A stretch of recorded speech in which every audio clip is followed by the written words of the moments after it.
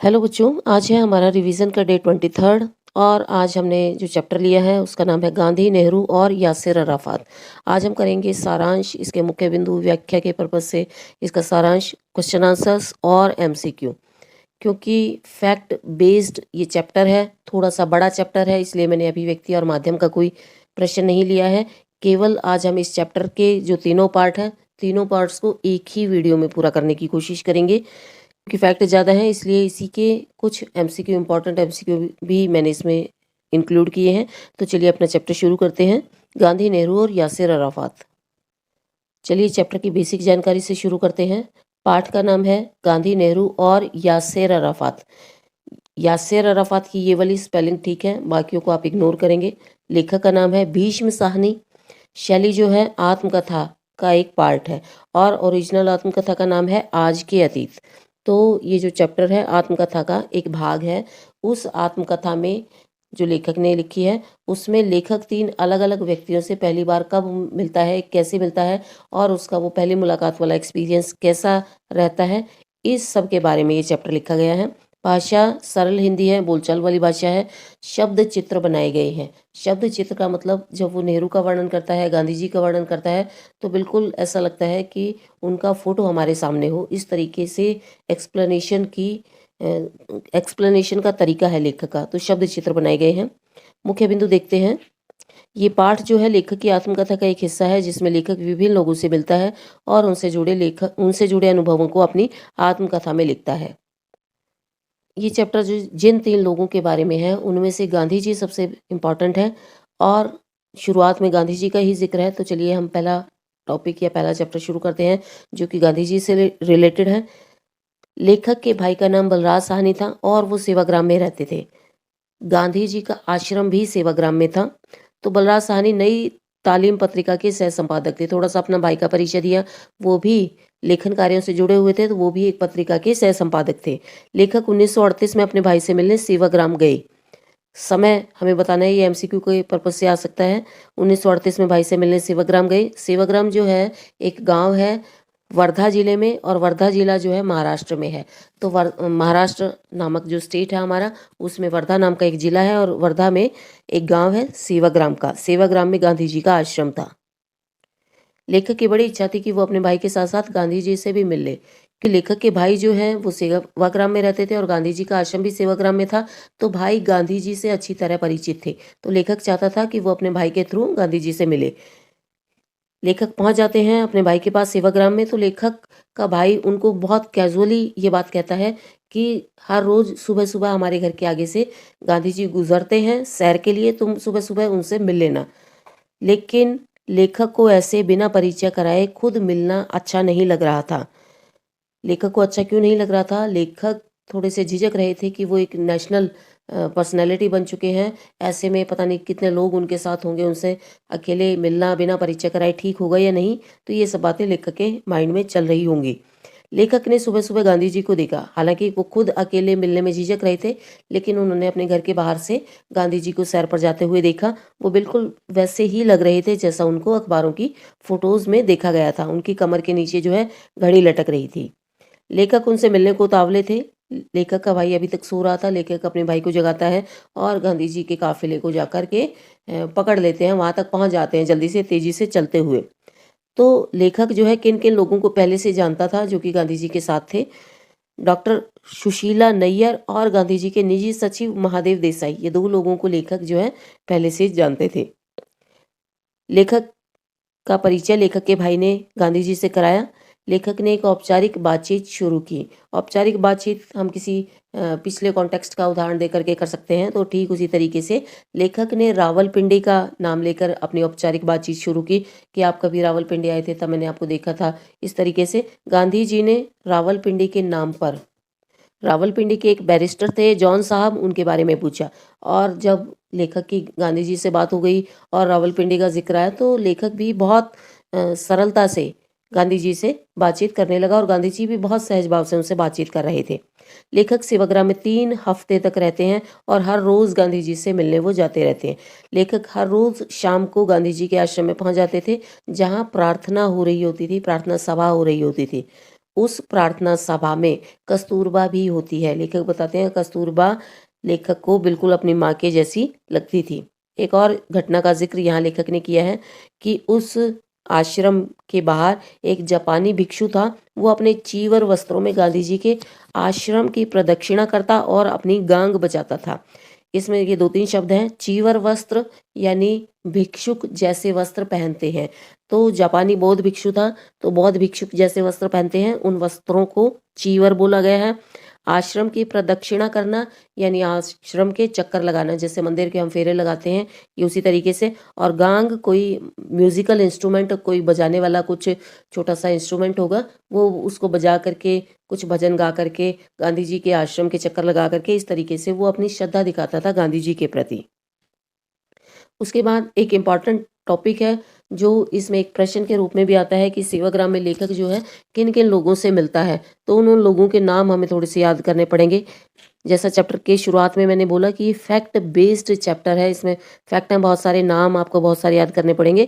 तो सेवाग्राम में लेखक जो है पृथ्वी सिंह आज़ाद, मीराबेन, खान अब्दुल गफ्फार खान और राजेंद्र बाबू से मिले। ये 4 नाम हैं जिनसे लेखक सेवाग्राम में मिले। 2 नाम हम पहले जब गांधी जी के सैर वाले काफिले में लेखक जिनको जानता था, 2 नाम वो हैं। तो कुल मिलाकर हम 6 नाम लिख सकते हैं कि 6 लोगों से लेखक जो है सेवाग्राम में मिलता है।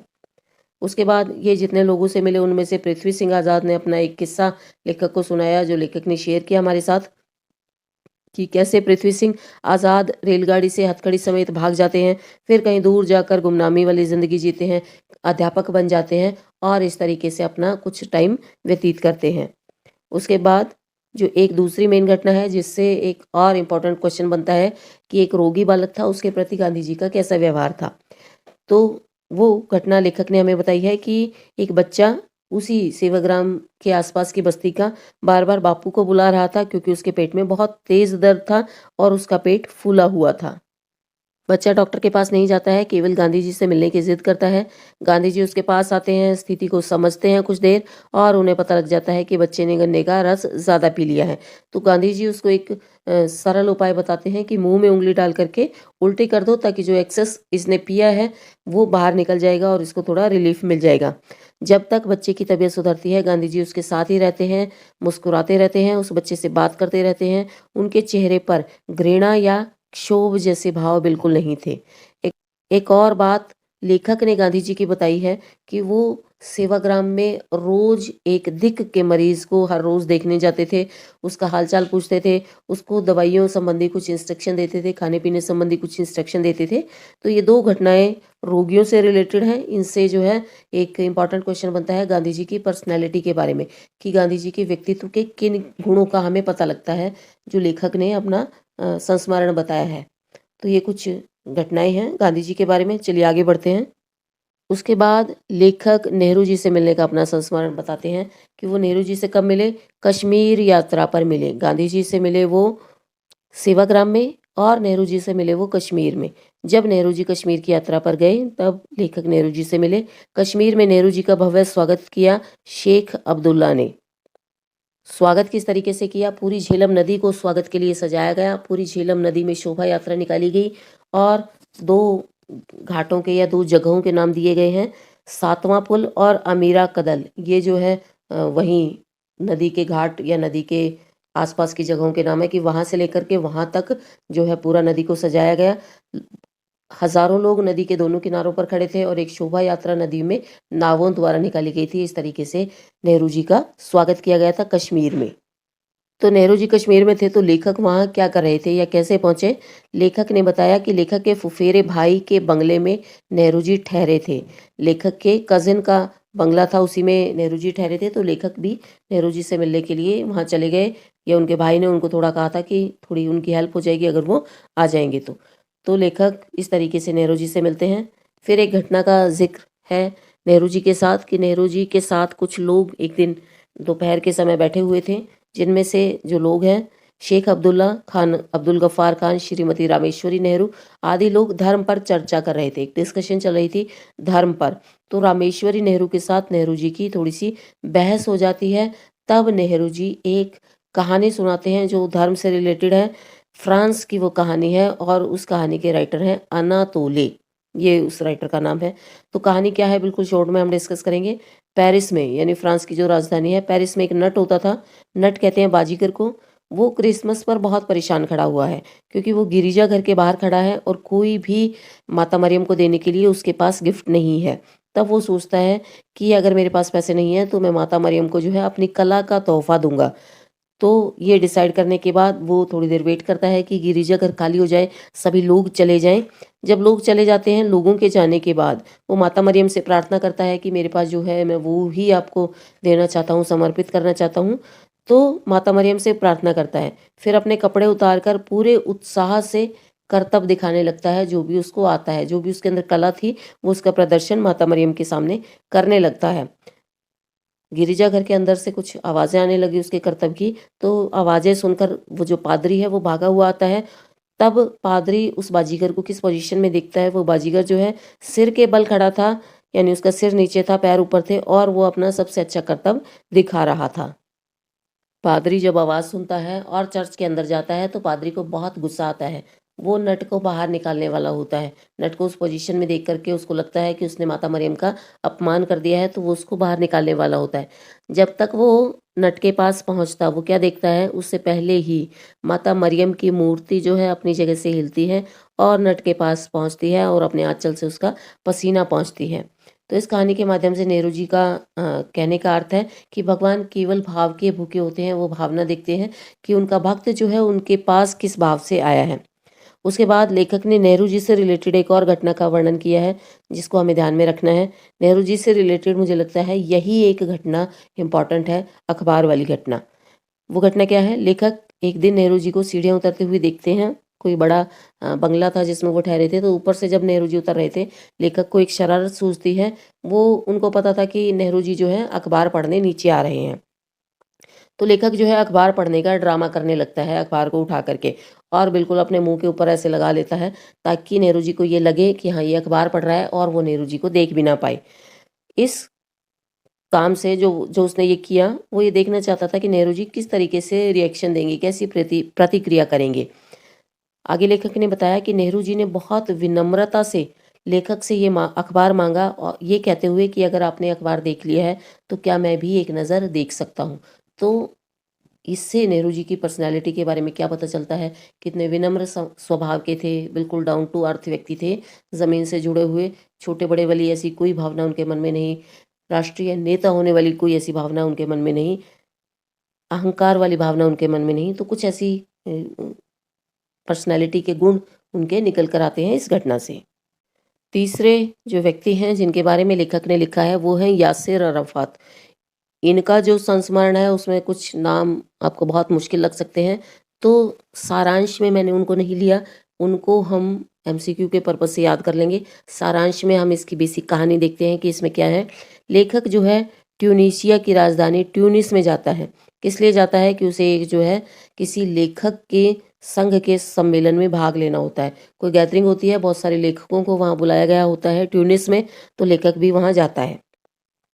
ट्यूनिस में उस समय दूसरी क्या एक विशेष बात थी, ये विशेष बात थी कि फिलिस्तीन जो कि दूसरा देश था, ट्यूनिस से अलग था, फिलिस्तीन की अस्थाई सरकार भी ट्यूनिस में रह करके अपना काम कर रही थी। लेखक को फिलिस्तीन की सरकार के कार्यालय में फिर भोजन के लिए आमंत्रित किया जाता है। जब लेखक अपनी पत्नी के साथ वहां पहुंचते हैं तो वो देखते हैं कि यासिर अराफात स्वयं उनका स्वागत करने आए हैं। इतने बड़े नेता होकर के जिन्होंने अस्थाई सरकार बना रखी थी, एक तरीके से फिलिस्तीन के प्रधानमंत्री हम उनको मान सकते हैं, वो व्यक्ति जो है लेखक का सम्मान करने, उसको रिसीव करने बाहर आता है।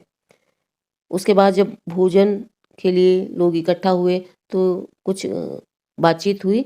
उसमें बताया गया है कि किस किस तरीके की उनके बीच में बातचीत हुई। उस फिलिस्तीन के लोगों पर जो अन्याय हो रहा था उसके बारे में बात हुई। उस अन्याय के खिलाफ फिलिस्तीन के लोगों ने जो आंदोलन कर रखा था उसके बारे में बात हुई और उस आंदोलन के प्रति भारत की सहानुभूति। 3-4 टॉपिक थे। एंड में गांधी जी का भी जिक्र हुआ। तो ये 3-4 टॉपिक थे जो उस दिन खाने की मेज पर लोगों ने चर्चा की कि फिलिस्तीन के लोगों पर जो अन्याय हो रहा है, यानी फिलिस्तीन पर भी किसी और देश ने कब्जा कर रखा था भारत की तरह से। तो फिलिस्तीन की सिचुएशन बिल्कुल वैसी थी जैसी भारत की थी। तो फिलिस्तीन के लोगों पर अन्याय हो रहा था क्योंकि दूसरे देश ने कब्जा कर रखा था। उस अन्याय के खिलाफ फिलिस्तीन में कोई आंदोलन चल रहा था, जैसे भारत में चला था अंग्रेजों को भगाने के लिए। और उस आंदोलन के प्रति भारत में सहानुभूति और सहयोग कि भाई हम तुम्हारी स्थिति समझ सकते हैं या तुम्हारे जैसे ही हैं, वो सारी चीज़ें, और गांधी जी का भी जिक्र होता है। यासिर अराफात के अनुसार गांधी जी जो हैं भारत के ही नहीं बल्कि उनके देश के भी नेता हैं और बहुत आदरणीय नेता हैं। बीच बीच में यासिर अराफात जो है अपना अतिथि सत्कार और निभाते जा रहे थे। लेखक को उन्होंने फल खिलाए जो कि अपने हाथों से स्वयं छीले थे, शहद की चाय बनाई लेखक के लिए, और बहुत कैजुअली छोटी छोटी मुद्दों पर, छोटी छोटी घटनाओं पर भी वो बातचीत कर रहे थे। लेखक जब भोजन के समय गुसल खाने में गया, भोजन से पहले जब लेखक गुसल खाने में जाता है और जब वहाँ से वापस आता है तो वो बिल्कुल झेंप जाता है, उसको बड़ी शर्म आती है क्योंकि यासिर अराफात खुद उनके लिए तौलिया लेकर के खड़े थे, खुद लेखक के लिए तौलिया लेकर के यासिर अराफात खड़े थे। तो ये 2-3 घटनाएं हैं, इन घटनाओं से यासिर अराफात के आतिथ्य सत्कार की झलक मिलती है कि अगर कोई हमारे घर मेहमान बन कर के आया है तो हम किस तरीके से उसकी मेहमान नवाजी कर सकते हैं। इन घटनाओं से पता चलता है यासिर अराफात का आतिथ्य सत्कार। चलिए इस चैप्टर के प्रश्न उत्तर देख लेते हैं जल्दी से। लेखक सेवाग्राम कब और क्यों गया, ये इंपॉर्टेंट प्रश्न है, इसको हम ध्यान से करेंगे। लेखक के भाई बलराज साहनी सेवाग्राम में रहते थे और एक पत्रिका के सह संपादक थे। पत्रिका का नाम अगर है तो नई तालीम पत्रिका है। लेखक अपने भाई से मिलने सेवाग्राम गए क्योंकि उन्हें उनके साथ कुछ समय बिताना था। ये घटना 1938 की है। अपने भाई से मिलने के साथ साथ लेखक का उद्देश्य गांधी जी से मिलना भी था। हालांकि एक ही लाइन में इसका आंसर आ सकता था कि 1938 में गए अपने भाई से मिलने और साथ साथ गांधी जी से भी मिलने, लेकिन अगर 2 या 3 नंबर का प्रश्न आता है तो इस तरीके से भूमिका की हमें 2-3 लाइनें भी इसमें ऐड करनी पड़ सकती हैं। दूसरा प्रश्न देखते हैं, हालांकि बहुत ज़्यादा इंपॉर्टेंट नहीं है लेकिन फिर भी रिवाइज हो जाएगा। आसान सा प्रश्न है, लेखक का गांधी जी के साथ चलने का पहला अनुभव कैसा रहा। लेखक सेवाग्राम अपने भाई से मिलने गए और गांधी जी से मिलने गए। लेखक के भाई ने उन्हें बताया कि गांधी जी उनके मकान के सामने से सुबह 7 बजे सैर पर जाते हैं, यहीं से गुजरते हैं, लेकिन लेखक बिना परिचय कराए गांधी जी से मिलने में झिझक रहा था। बाद में जब लेखक के भाई ने उनका परिचय कराया तो लेखक ने अपने शहर रावलपिंडी का उदाहरण देकर के गांधी जी से बातचीत करनी शुरू की। उसके बाद तो गांधी जी ने रावलपिंडी की भी बहुत सारी यादें लेखक के साथ शेयर की। थर्ड क्वेश्चन, ये इंपॉर्टेंट प्रश्न है, लेखक ने सेवाग्राम में किन लोगों के आने का जिक्र किया है। जितने लोगों से लेखक सेवाग्राम में मिलते हैं उनका हमें नाम बताना है। लेखक सेवाग्राम में गांधी जी के साथ साथ कई लोगों से मिले। सुबह की सैर के समय लेखक डॉक्टर सुशीला नैयर और गांधी जी के निजी सचिव महादेव देसाई से मिले। इन दोनों व्यक्तियों को लेखक पहले से जानते थे। उसके बाद सेवाग्राम आश्रम में पृथ्वी सिंह आज़ाद, मीराबेन, खान अब्दुल गफ्फार खान और राजेंद्र बाबू जैसे लोग भी आए जिनसे लेखक उस आश्रम में मिले। चौथा प्रश्न देखते हैं, रोगी बालक के प्रति गांधी जी का व्यवहार कैसा था। सेवाग्राम में गांधी जी के आश्रम के पास ही एक दिन एक 15 साल के बच्चे को पेट में बहुत दर्द हो रहा था। वो बच्चा डॉक्टर के पास जाने के बजाय गांधी जी से मिलना चाहता था। गांधी जी ने उसका फूला हुआ पेट देखा, उन्हें समझ में आ गया कि बच्चे ने गन्ने का रस ज़्यादा पी लिया है, तो गांधी जी ने थोड़ी देर उसके पेट पर हाथ फिराया और मुंह में उंगली डालकर उल्टे करने को कहा। वो उसकी पीठ को तपतपाते रहे जब तक बच्चे की तबीयत ठीक नहीं हो गई। उनके चेहरे पर कोई गुस्सा, कोई घृणा या क्षोभ वाले भाव नहीं थे। जैसा अक्सर ऐसा होता है कि लोग दूसरों को वॉमिट करते हुए देखते हैं तो उन्हें गुस्सा आता है या घृणा होती है। गांधी जी के चेहरे पर वो वाले भाव नहीं थे, वो प्रेम से मुस्कुरा रहे थे। अगला प्रश्न देखते हैं, नेहरू जी से रिलेटेड कश्मीर के लोगों ने नेहरू का स्वागत कैसे किया। इस चैप्टर में जो बड़े प्रश्न हैं वो बड़े आसान हैं क्योंकि कोई स्टोरी नहीं है, 2-4 सूचनाएं हैं, इसलिए ये प्रश्न आसान है। हमें एमसीक्यू पर फोकस करना है जिसमें बहुत सारे फैक्ट हैं। तो पहले इनको एक बार ख़त्म करते हैं, उसके बाद हम एमसीक्यू करेंगे। तो जब नेहरू जी कश्मीर गए तो नेहरू जी का स्वागत लोगों ने कैसे किया। नेहरू जी जब कश्मीर यात्रा पर गए तो कश्मीर के लोगों ने नेहरू का भव्य स्वागत किया। कश्मीर में झेलम नदी पर शेख अब्दुल्ला के नेतृत्व में उनका स्वागत हुआ। पूरे झेलम नदी के दोनों तरफ लोग खड़े थे। पूरे शहर को सजाया गया था, नावों में शोभा यात्रा निकाली गई थी। झेलम नदी के दोनों तरफ बहुत सारे लोग नेहरू जी के स्वागत में खड़े थे। यानी शहर को सजाया और उस नदी को सजाया। नदी में ढेर सारी नावें थी सजी हुई। ये 2-3 फैक्ट हैं इसमें कि कैसे उनका स्वागत किया गया। अखबार वाली घटना से नेहरू जी की कौन सी विशेषता स्पष्ट होती है। नेहरू जी से रिलेटेड ये क्वेश्चन बस इंपॉर्टेंट है, बाकी इंपॉर्टेंट नहीं है। लेखक एक दिन सुबह अखबार पढ़ रहे थे, तब उन्होंने सीढ़ियों से नेहरू जी के आने की आहट सुनी। लेखक को मजाक सूझा, लेकिन उन्होंने नेहरू को नज़रअंदाज करके अखबार पढ़ना जारी रखा। लेखक चाहते थे कि इसी बहाने नेहरू जी से थोड़ा वार्तालाप हो जाए। नेहरू जी चुपचाप अखबार का इंतजार करते रहे। बाद में बहुत विनम्रता से नेहरू ने लेखक से अखबार मांगा। इससे पता चलता है कि नेहरू जी बहुत सादे, सरल और विनम्र स्वभाव के व्यक्ति थे। उनमें बड़े नेताओं वाली अकड़, अहंकार या घमंड बिल्कुल नहीं था कि बड़े नेता हैं और एक अखबार मांगना है, तो भी उन्होंने इंतज़ार किया कि कब लेखक अपना अखबार पढ़ना ख़त्म करे और कब वो उनसे अखबार ले। नेहरू जी ने धर्म के बारे में अपने विचार बताने के लिए कौन सी कहानी सुनाई? आसान सा आंसर है, चलिए देखते हैं। नेहरू जी ने धर्म के बारे में बताने के लिए फ्रांस की एक लोक कथा सुनाई। लोक कथा क्या थी वो? पेरिस में एक गरीब नट रहता था जिसकी जीविका का साधन उसकी बाजीगरी कला थी। क्रिसमस के अवसर पर माता मरियम को श्रद्धांजलि देने के लिए नट के पास पैसे नहीं थे, कोई गिफ्ट देने के लिए उसके पास पैसे नहीं थे, तो उसने अपनी कला का उपहार देने का फैसला किया। रात में गिरिजाघर खाली होने के बाद उसने अपने कपड़े उतारे और पूरे उत्साह से अपने सारे करतब जो उसे आते थे वो अपनी माता मरियम को दिखाने लगा। एंड में जो है पसीने में लथपथ हो जाता है। तब माता मरियम की मूर्ति अपनी जगह से हिलती है और अपने आंचल से उस नट का पसीना पोंछती है। चलिए यासिर अराफात से जुड़े प्रश्न देख लेते हैं। फिलिस्तीन के प्रति भारत का रवैया बहुत सहानुभूति भरा और समर्थन भरा क्यों था? आंसर देखते हैं। फिलिस्तीन भी साम्राज्यवादी ताकतों से संघर्ष कर रहा था। इसका क्या मतलब है इस लाइन का? इस लाइन का मतलब है उस पर भी किसी शक्तिशाली देश ने कब्जा किया हुआ था। फिलिस्तीन पर किसका कब्जा था? अंग्रेज़ों और फ्रांस का कब्जा था। तो वो उन शक्तिशाली देशों से लड़ रहा था और फिलिस्तीन अपनी आज़ादी की लड़ाई लड़ रहा था। वो देश बहुत संकट में था। भारत भी ये सब कुछ झेल चुका था और इस संघर्ष से निकल चुका था। इसलिए भारत फिलिस्तीन के प्रति सहानुभूति और समर्थन रखता था। भारत का व्यवहार फिलिस्तीन के प्रति मित्रता भरा था। यानी फिलिस्तीन में वही सब कुछ चल रहा था जो कि भारत में चल रहा था। भारत भी अंग्रेज़ों से लड़ रहा था, ठीक उसी तरह फिलिस्तीन भी लड़ रहा था। तो भारत का जो व्यवहार था फिलिस्तीन के प्रति सहानुभूति भरा था, मित्रता भरा था। अराफात के आतिथ्य प्रेम से संबंधित किन्हीं दो घटनाओं का वर्णन कीजिए। लेखक भीष्म साहनी जब अफ्रो एशियाई लेखक संघ के महामंत्री थे, तब अपने लेखक संघ के महासम्मेलन में भाग लेने ट्यूनिस गए। या केवल इतना लिख सकते हैं कि लेखक एक सम्मेलन में भाग लेने ट्यूनिस जाते हैं। वहाँ उनकी मुलाकात फिलिस्तीनी नेता यासिर अराफात से होती है। यासिर अराफात स्वयं उनका स्वागत करने दरवाजे तक पहुँचते हैं। उनको अपने हाथों से फल छीलकर खिलाए उन्होंने। लेखक के लिए अराफात ने अपने हाथों से शहद की चाय बनाई और जब लेखक गुस्लखाने में जाते हैं तब अराफात उनके लिए दरवाजे के बाहर तौलिया लेकर के खड़े थे। तो ये दो तीन घटनाएं हैं, इनमें से आप किन्हीं दो का जिक्र कर सकते हैं, ये सारी चीज़ें लिख सकते हैं। एक तो स्वागत करने गेट तक आए, उसके बाद उनके लिए चाय बनाते हैं, उनके लिए फल छीलते हैं, तौलिया लेकर के खड़े होते हैं। ये चार घटनाएं हैं जो दिखाती हैं अराफात का आतिथ्य सत्कार। अराफात ने ऐसा क्यों बोला? वो आपके ही नहीं हमारे भी नेता हैं, उतने ही आदरणीय जितने आपके लिए। इस कथन के आधार पर गांधी जी के व्यक्तित्व पर प्रकाश डालिए। ये कंटेंट के हिसाब से इम्पोर्टेंट प्रश्न है। लेखक जब यासिर अराफात से मिले तब सामान्य बातचीत में गांधी जी का जिक्र हुआ। यासिर अराफात ने गांधी जी को अपना भी नेता माना क्योंकि गांधी जी ने जिन आदर्शों की स्थापना की थी उन्हीं आदर्शों के कारण वो दुनिया भर में लोकप्रिय हो गए। गांधी जी ने जिन आदर्शों को लेकर के भारत में आंदोलन किया था या जिन आदर्शों को पकड़ करके वो चले थे, उनसे वो बहुत जल्दी पूरे विश्व में लोकप्रिय हो गए थे। गांधी जी ने जिन आदर्शों को पकड़ा वो थे सत्य, अहिंसा और प्रेम।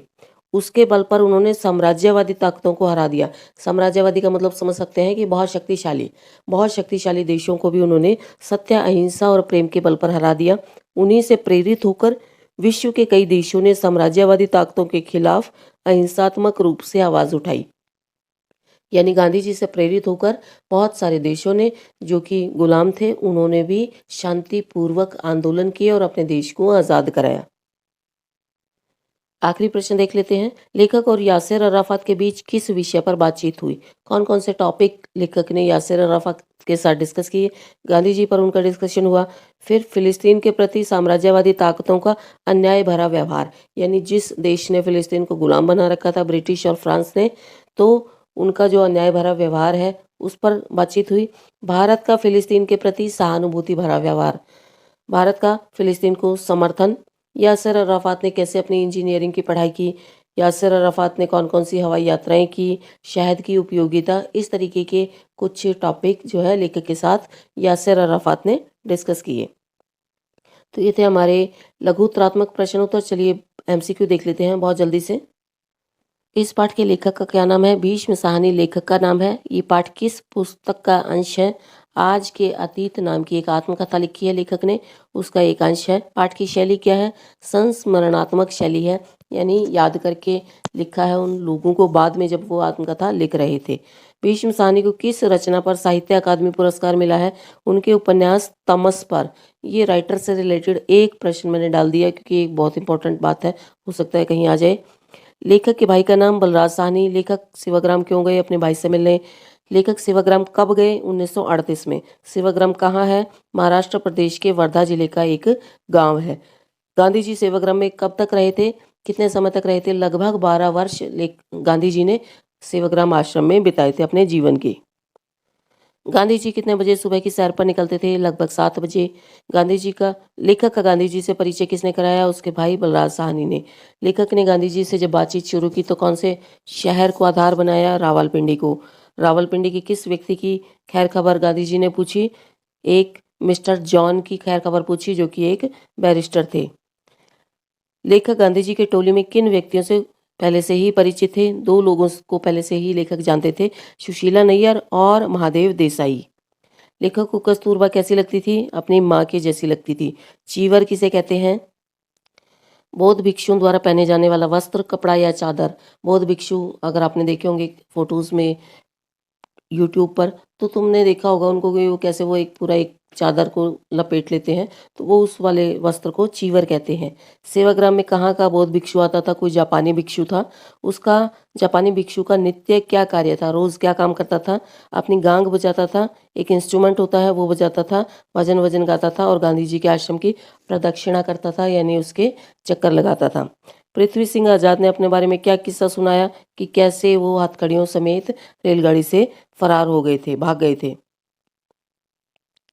सेवाग्राम में कौन कौन गांधी जी से मिलने आया? 3-4 लोग हैं, पृथ्वी सिंह आजाद, खान अब्दुल गफ्फार खान, राजेंद्र बाबू और मीराबेन, मैं भूल गई हूँ उसमें मीराबेन भी थे। रोगी बच्चा किसको बुलाने की जिद कर रहा था? डॉक्टर की बजाय वो बापू को बुलाने की जिद कर रहा था। रोगी बच्चा बापू को ही क्यों बुलाना चाहता था? उसके पेट में दर्द था, उसको बापू पर भरोसा था कि शायद वो बहुत अच्छा उसके लिए कुछ डिसीजन लेंगे, इसलिए वो बापू को ही बुलाना चाहता था। बच्चे की परेशानी बापू ने कैसे पहचानी? उसका फूला हुआ पेट देख करके और गन्ने का सीजन देख करके उसने उसको कॉमन सेंस से पहचाना कि इसने शायद गन्ने का रस ज़्यादा पी लिया है। बच्चे की परेशानी का कारण क्या था? ज़्यादा ईख पीना, गन्ने का रस पीना। बापू ने बच्चे का इलाज कैसे किया? उंगली मुंह में डाल करके उल्टी करा करके बच्चे का इलाज किया। इस प्रसंग से गांधी जी की किस विशेषता का पता चलता है? सेवा भावना का। बहुत अधिक उनके अंदर सेवा भावना थी। गांधी जी की सेवा भावना का दूसरा उदाहरण क्या है?